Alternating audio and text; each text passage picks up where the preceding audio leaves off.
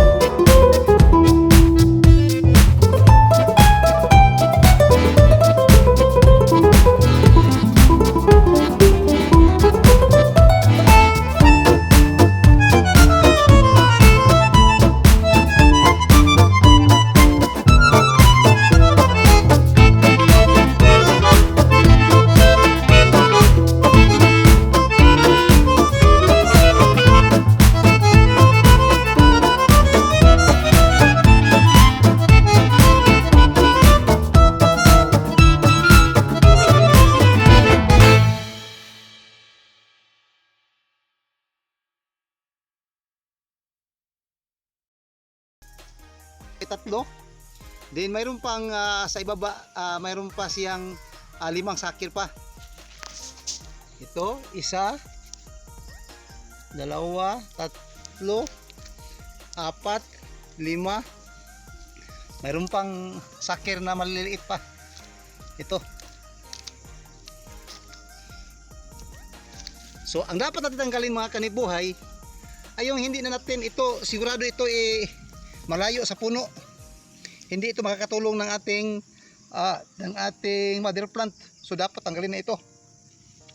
At yung 2, dapat tanggalin ang 5. O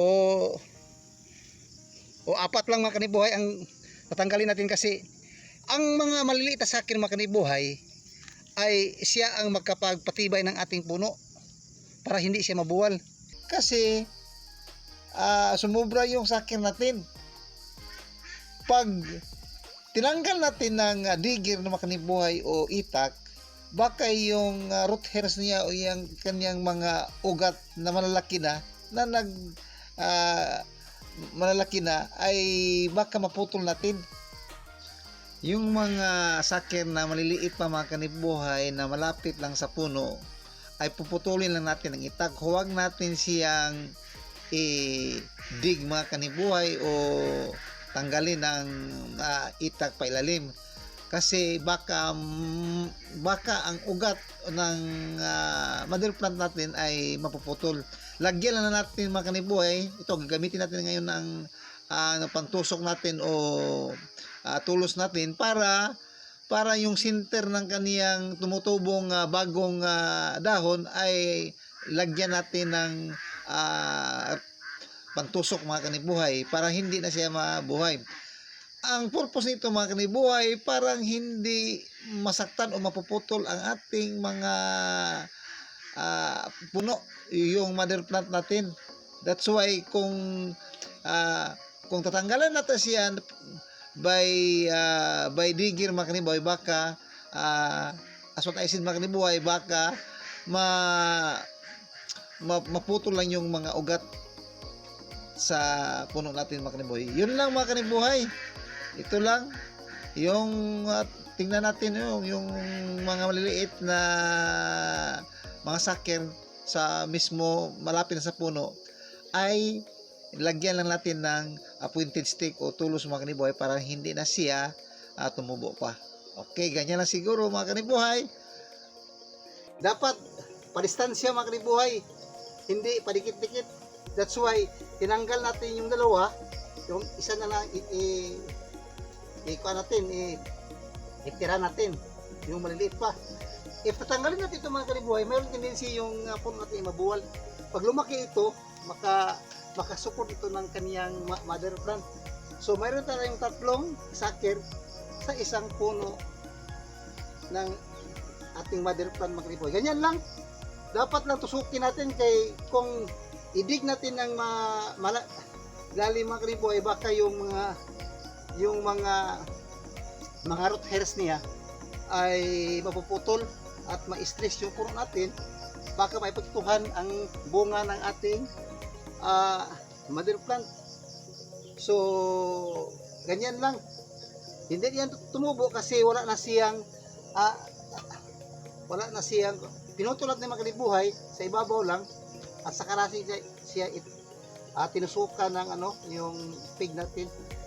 So ito lang mga kanibuhay ang proper na desuckering sa sloping area. Thanks mga kanibuhay.